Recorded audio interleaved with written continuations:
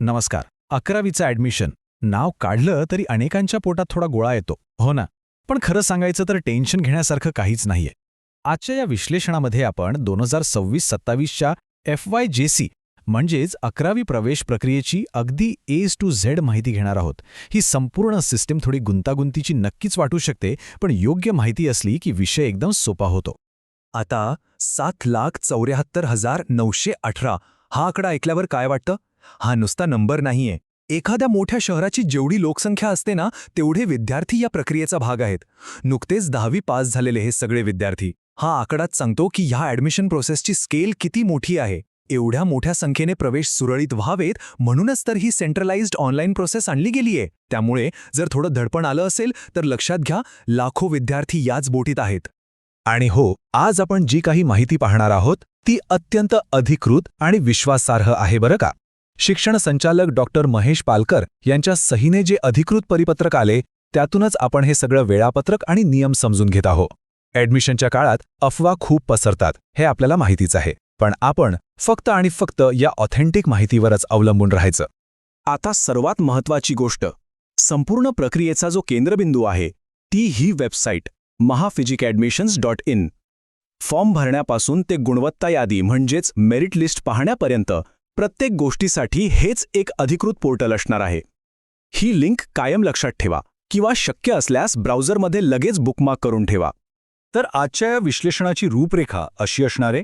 सगळ्यात आधी 11वी प्रवेशाची प्राथमिक माहिती, त्यानंतर भाग 1 नोंदणी, मग 0 फेरी म्हणजेच 0 राऊंडचे वेळापत्रक, त्यानंतर नियमित कॅप फेरी 1 आणि शेवटी प्रवेश कसा निश्चित करायचा यावर आपण बोलणार आहोत. चला तर मग सुरू करूया. पहिला टप्पा 11वी प्रवेशाची प्राथमिक माहिती आणि आवश्यक संपर्क तपशील.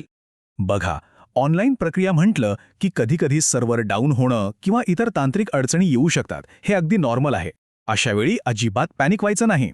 शिक्षण विभागाने एक अधिकृत ईमेल सपोर्ट आणि हेल्पलाईन नंबर दिलाय. support@mahaphysicadmissions.in हा ईमेल आणि 5830955564 हा फोन नंबर. हे दोन्ही अगदी सेव्ह करून ठेवा. फॉर्म भरताना काहीही तांत्रिक अडचण आली तर थेट इथे संपर्क साधता येतो. यानंतर आपण वळूया दुसऱ्या महत्त्वाच्या टप्प्याकडे. भाग 1 नोंदणी आणि अर्जाच्या 2 भागांची रचना. आता असा प्रश्न पडू शकतो की हा फॉर्म 2 भागात का विभागलाय? तर ह्याचं मुख्य कारण म्हणजे सिस्टमवर एकाच वेळी खूप जास्त लोड येऊ नये. भाग 1 मध्ये फक्त आणि फक्त विद्यार्थ्यांची वैयक्तिक माहिती आणि शैक्षणिक पात्रता भरली जाते. ही प्रोसेस 8 मे पासूनच सुरू झालीये. पण खरा गेम चेंजर टप्पा आहे तो भाग 2. इथे किमान 1 आणि जास्तीत जास्त 10 कॉलेजेसचे पसंतीक्रम म्हणजेच प्रेफरन्सेस द्यायचे असतात. आणि हो, जर कोणत्या विशिष्ट कोट्यातून ॲडमिशन हवं असेल तर त्याची निवडसुद्धा याच दुसऱ्या भागात करायची असते.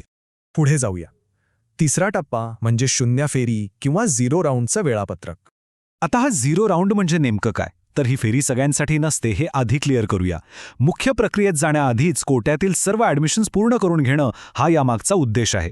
ज्यांना मॅनेजमेंट, इन हाऊस किंवा मायनॉरिटी कोट्यातून प्रवेश मिळवायचा आहे फक्त आणि फक्त त्यांच्यासाठीच हा राऊंड असतो. ज्यांना सर्वसाधारण म्हणजे जनरल कॅटेगरीतून ॲडमिशन हवंय त्यांनी शांतपणे कॅप राऊंड 1ची वाट पाहायची आहे.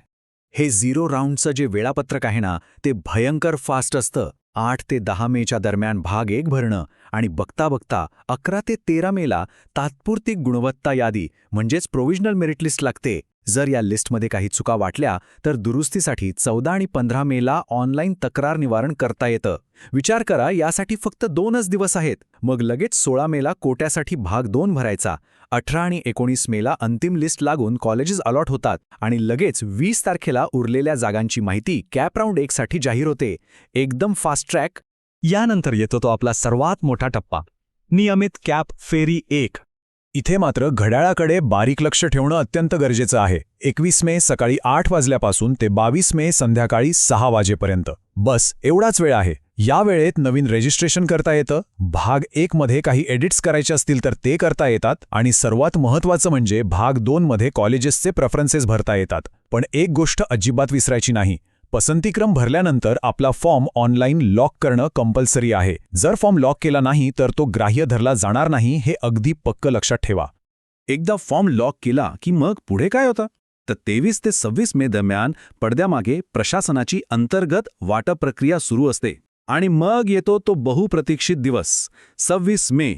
या दिवशी पोर्टलवर लॉग इन केल्यावर समजतं की कोणतं कॉलेज मिळालंय.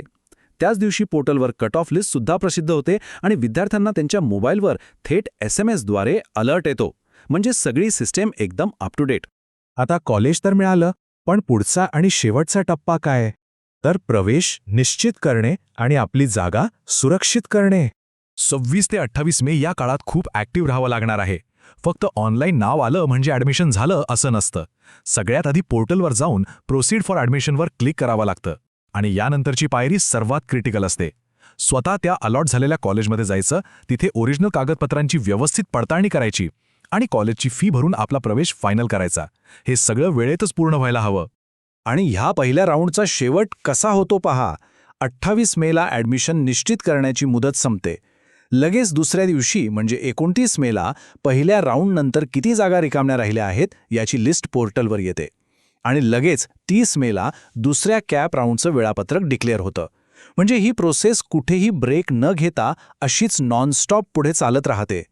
आता हे सगळं पाहिल्यावर एक गोष्ट स्पष्ट होते की हे वेळापत्रक अतिशय टाईट आणि वेगाने पुढे जाणार आहे. जवळपास 8.25 लाख विद्यार्थ्यांची ही मोठी रांग आहे. अशा वेळी 22 मेच्या डेडलाईनच्या आधीच आपले टॉप 10 कॉलेजेस ठरवून ते वेळेत लॉक करणं हा खऱ्या अर्थाने गेम चेंजर ठरू शकतो. तर मग कॉलेजेसचे कट ऑफ तपासणं आणि आपली लिस्ट फायनल करणं हे काम आजपासूनच सुरू करायला हवं, नाही का? हाच विचार करत आजचं हे विश्लेषण आपण इथेच थांबूया. अचूक निर्णयांसाठी या सगळ्या तारखा कायम लक्षात ठेवा. धन्यवाद.